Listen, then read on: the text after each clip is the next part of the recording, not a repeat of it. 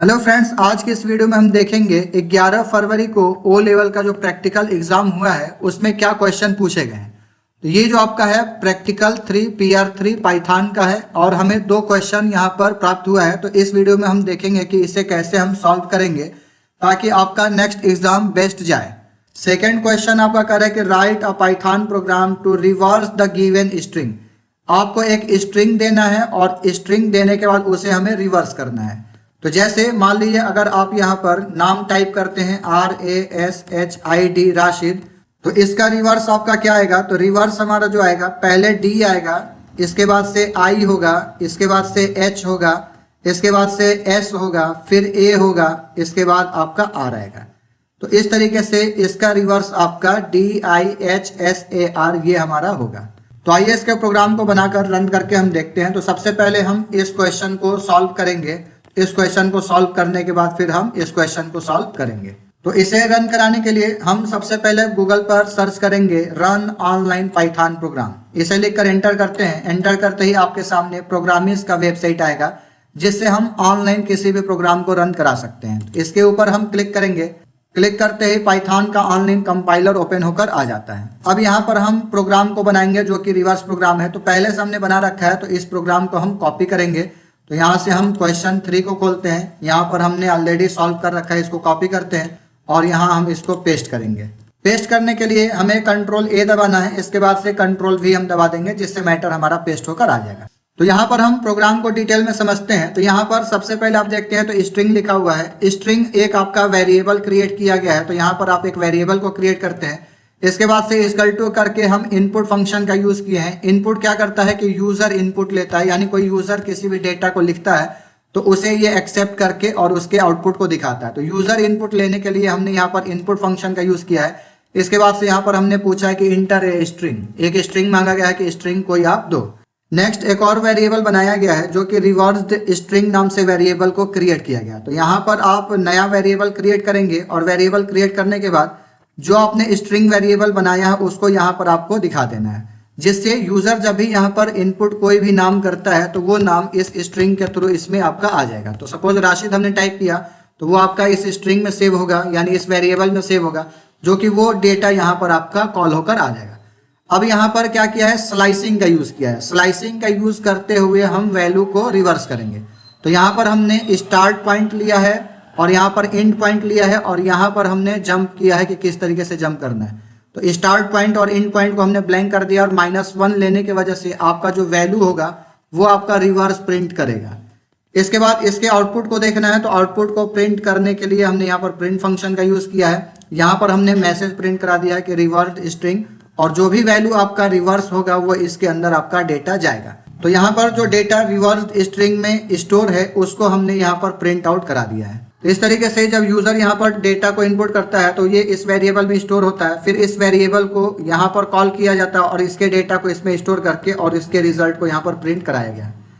अब इस प्रोग्राम को हम रन करके देखते हैं। तो यहाँ पर हम इस प्रोग्राम को रन पर क्लिक करेंगे। रन पर क्लिक करते ही यहाँ पर देखिए आपसे स्ट्रिंग मांग रहा है। स्ट्रिंग सपोज हमें राशिद देना है, तो यहाँ पर हम टाइप करेंगे RASHID राशिद हमने टाइप किया और एंटर करा।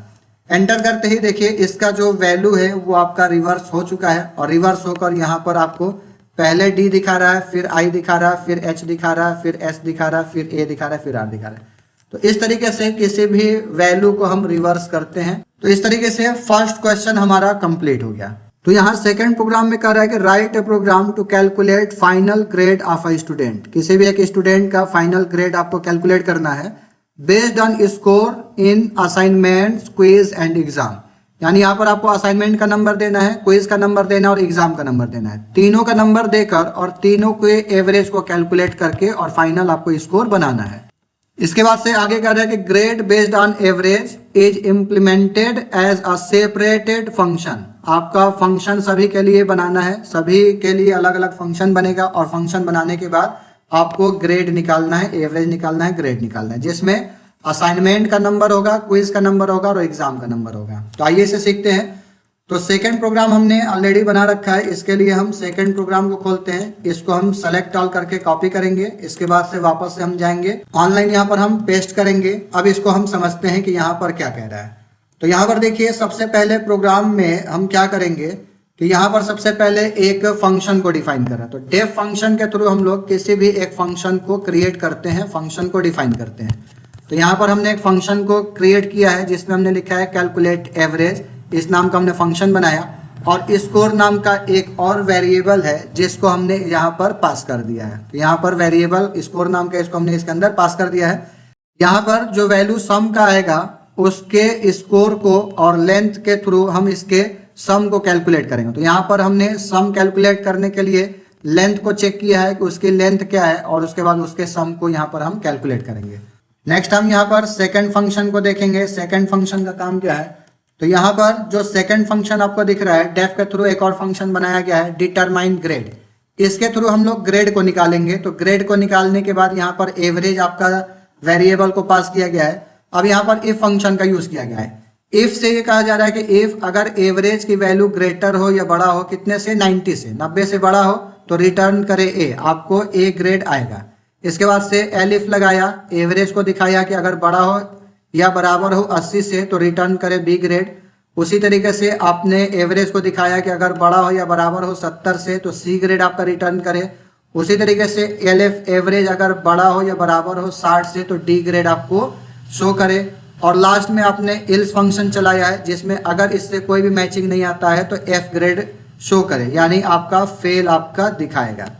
तो यहाँ पर सेकंड फंक्शन हमने डिफाइन किया है जिस फंक्शन के थ्रू हम ग्रेड को यहाँ पर निकाल रहे हैं कि परसेंटेज के हिसाब से जो भी आपका ग्रेड बनेगा, परसेंटेज के हिसाब से यहाँ पर हमने ग्रेड को निकाला है। तो ये सेकंड हम फंक्शन के अंदर ग्रेडिंग का सिस्टम पूरा कैलकुलेट किए हुए हैं। इसके बाद से फिर हम चलते हैं नेक्स्ट आगे। तो नेक्स्ट आगे हम बढ़ते हैं। तो यहाँ पर आप देखते हैं, तो यहाँ पर प्रोग्राम में डिफाइन किया गया है फिर से एक और फंक्शन, और इसमें क्या किया है, तो calculate final grade. Final grade को यहाँ पर कैलकुलेट करने के लिए एक फंक्शन डिफाइन किया जा रहा है जिसमें असाइनमेंट, क्विज और एग्जाम तीनों के वैल्यू को यहाँ पर स्टोर किया जाएगा। अब यहाँ पर असाइनमेंट एवरेज एक बनाया गया वेरिएबल, इसके अंदर कैलकुलेट आपका एवरेज जो है असाइनमेंट के एवरेज को कैलकुलेट करके और इसके अंदर हम स्टोर कराएंगे। फिर उसी तरीके से क्विज के एवरेज को यहाँ पर आप स्टोर करेंगे।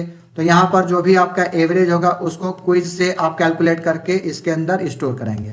इसी तरीके से एग्जाम का एवरेज आपने बनाया और यहाँ पर एग्जाम का एवरेज जो भी है वो कैलकुलेट करेंगे एग्जाम का, और उसको इसके अंदर स्टोर कराएंगे।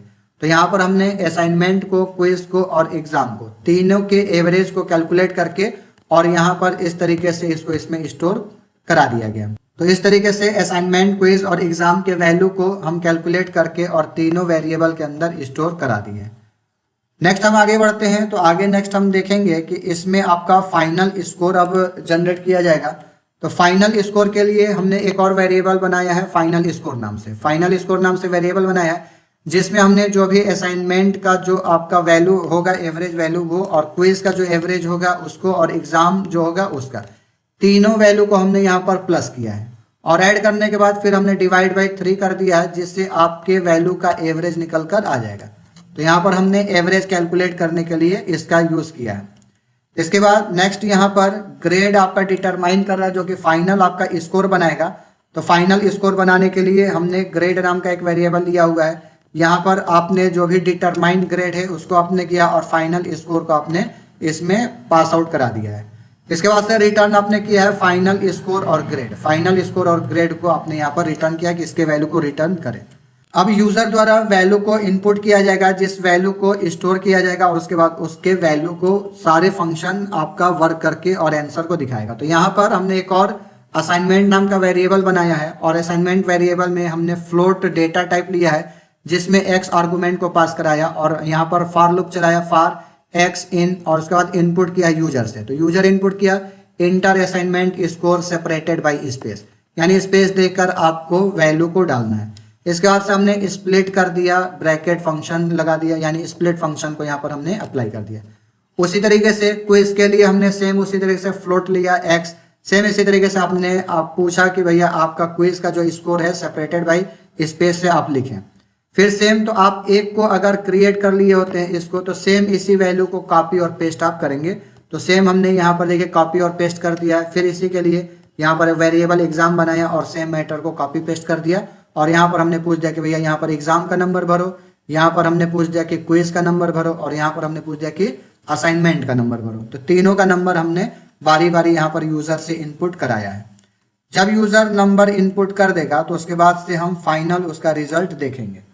तो फाइनल रिजल्ट देखने के लिए यहाँ पर देखिए कैलकुलेट फाइनल ग्रेड, यहाँ ग्रेड को फाइनल कैलकुलेट किया गया है। तो यहाँ पर जो फाइनल स्कोर का वेरिएबल है उसको डिफाइन किया गया है और फाइनल ग्रेड जो है उसको डिफाइन किया गया है।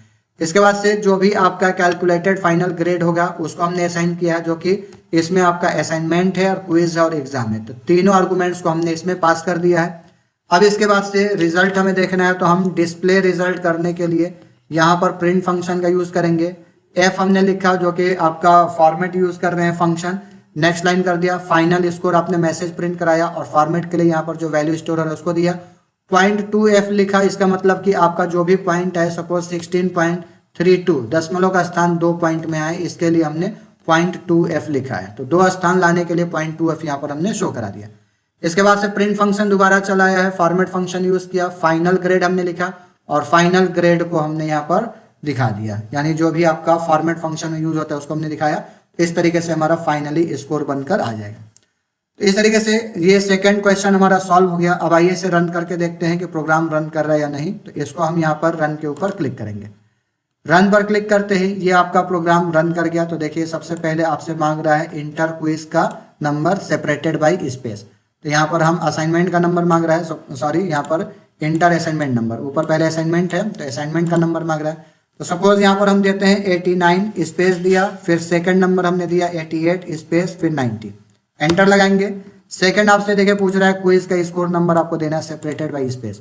अब सेकंड हमारा इस वाले पर आ गया क्विज पर, तो क्विज वाला आपका पूछ रहा है तो यहाँ पर हम नंबर देंगे, सपोज 87 86 87, सॉरी यहाँ पर गलत हो गया, यहाँ पर हमने स्पेस देना था, हमने इंटर दबा दिया, इस वजह से प्रोग्राम बाहर आ गया और ये ग्रेड आपका स्कोर दिखा रहा है और फाइनल ग्रेड दिखा रहा है बी ग्रेड। दोबारा हम रन कराएंगे और स्पेस देने के बाद हम इसका यूज करेंगे। तो यहाँ पर हमने दिया 89 87 86, इंटर किया।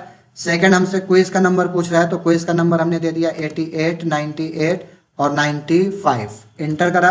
फिर थर्ड देखिए आपका एग्जाम का नंबर पूछ रहा है तो एग्जाम का नंबर यहाँ पर हम देंगे, एग्जाम का नंबर हम देते हैं 76 79 और 87। इसके बाद से एंटर करेंगे। एंटर करते ही देखिए सभी नंबर को जोड़कर और फाइनल स्कोर आपको बता रहा है कि 87.22 आपका स्कोर बना और ग्रेड जो होगा वो बी ग्रेड होगा। तो इस तरीके से हम इस क्वेश्चन को सॉल्व करेंगे। अब प्रोग्राम को बार बार रन करके अलग अलग वैल्यू यहाँ पर आप दे सकते हैं। तो यहाँ पर आपको सबसे पहले असाइनमेंट का नंबर पूछ रहा है, फिर क्विज का नंबर पूछ रहा है, फिर एग्जाम का नंबर पूछ रहा है। सभी वैल्यू को जोड़कर और उसके एवरेज को निकाल रहा है और उसके ग्रेड को निकाल रहा है। तो फ्रेंड्स इस तरीके से हम 11 फरवरी 2025 में पूछे गए पाइथन प्रैक्टिकल एग्जाम को सॉल्व करेंगे। और अगर आपको इस प्रोग्राम का डिटेल डिस्क्रिप्शन के साथ प्रोग्राम प्लस इसका कंप्लीट एक्सप्लेनेशन चाहिए तो डिस्क्रिप्शन से दिए गए लिंक पर क्लिक करके फाइल को डाउनलोड कर सकते हैं, जिसमें प्रोग्राम को स्टेप बाय स्टेप समझाया गया है कि कब क्या कैसे करना है। तो फ्रेंड्स अगर आपको हमारी वीडियो पसंद आई हो तो वीडियो को लाइक करें, शेयर करें। अगर आप हमारे चैनल पर न्यू हैं तो चैनल को सब्सक्राइब करना ना भूलें।